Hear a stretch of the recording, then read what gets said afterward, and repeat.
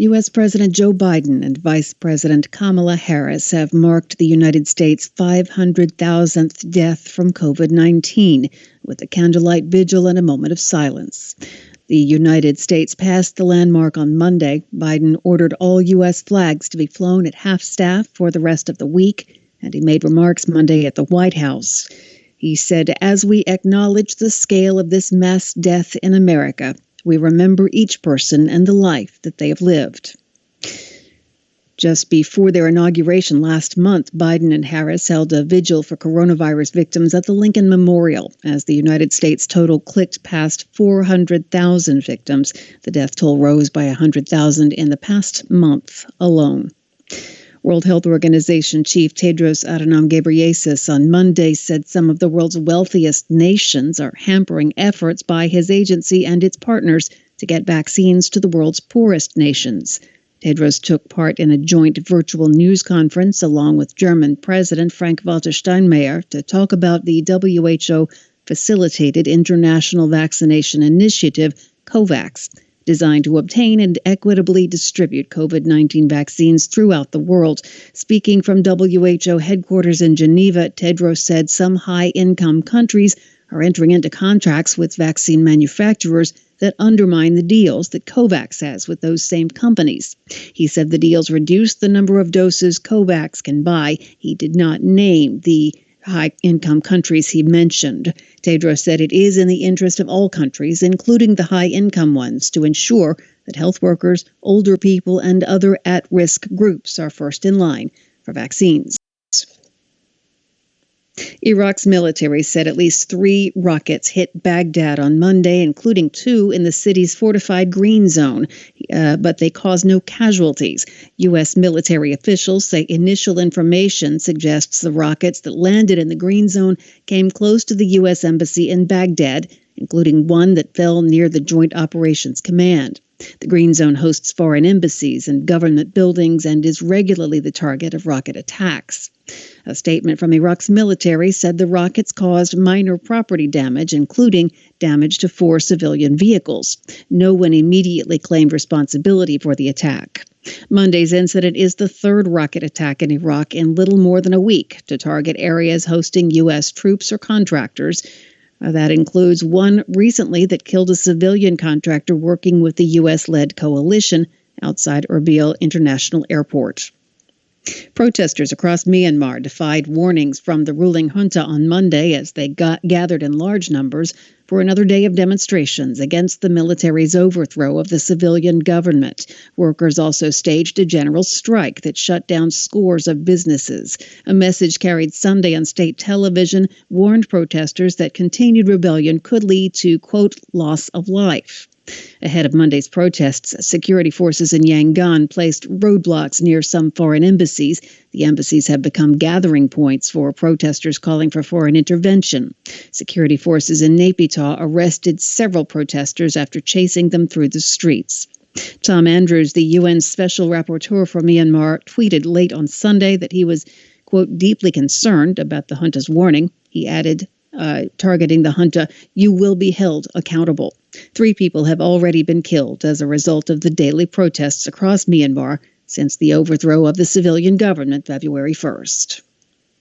Italy's ambassador to the Democratic Republic of Congo has been killed in an attack on a United Nations convoy near the eastern Congolese city of Goma.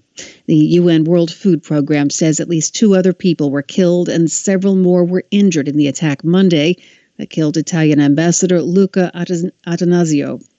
A United Nations spokesman told VOA the other 2 fatalities were an Italian national and a Congolese World Food Program driver. No one has claimed responsibility for the attack. And the U.S. Supreme Court on Monday declined to step in to halt the turnover of tax records from former President Donald Trump to a New York prosecutor. The court's action is a culmination of a lengthy legal battle that already reached the high court once before.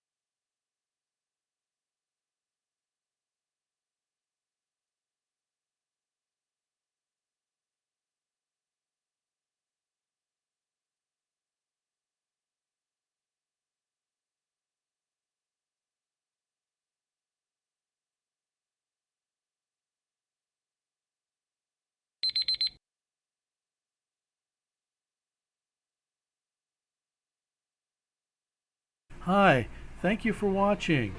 I hope the videos are useful for you. Please subscribe to my channel using the button below.